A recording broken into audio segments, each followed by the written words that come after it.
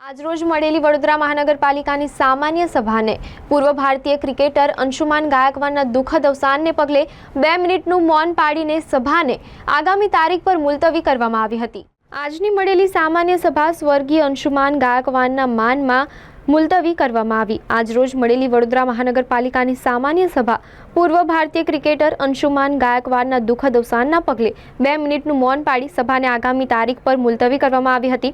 પૂર્વ ભારતીય ટીમના ક્રિકેટર અને કોચ રહી ચૂકેલા અંશુમાન દત્તાજીરાવ ગાયકવાડનું તારીખ 31 જુલાઈના રોજ દુઃખદ અવસાન થયું હતું, જેના પગલે આજે મળેલી પાલિકાની સામાન્ય સભા ભારે દુઃખની લાગણી સહ 2 મિનિટનું મૌન પાડી આગામી તારીખ 16 ઓગસ્ટના રોજ મુલતવી કરવામાં આવી છે।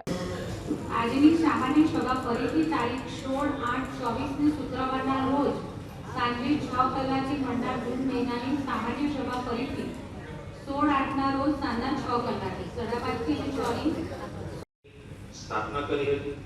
સ્વર્ગશ્રી ગાયકવાડ પેસ બોલર સામેની તેમની રક્ષણાત્મક માનસિકતા માટે જાણીતા હતા। તેઓને ધ ગ્રેટ વોલ નું ગુલામનું નામ આપવામાં આવ્યું હતું। તેઓએ જૂન 2018માં ભારતીય ક્રિકેટમાં સર્વોચ્ચ ગણાતા CK Naidu lifetime achievement award થી સન્માનિત કરવામાં આવ્યા હતા। પૂર્વ ભારતીય ક્રિકેટર અને ભારતીય ક્રિકેટના કોચ શ્રી અંશુમન દત્તાજીરાવ ગાયકવાડજીનું તારીખ 31/7/24ના રોજ 72 વર્ષની વયે દુઃખદ અવસાન થયું છે।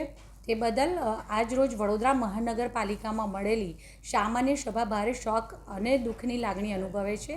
સૌએ 2 મિનિટ મૌન પાડી અને આજની આ સભા તારીખ 16 ઓગસ્ટ ને સાંજના 5:30 અને 6:30 વાગે મળવા પર મુલતવી રાખવામાં આવી છે।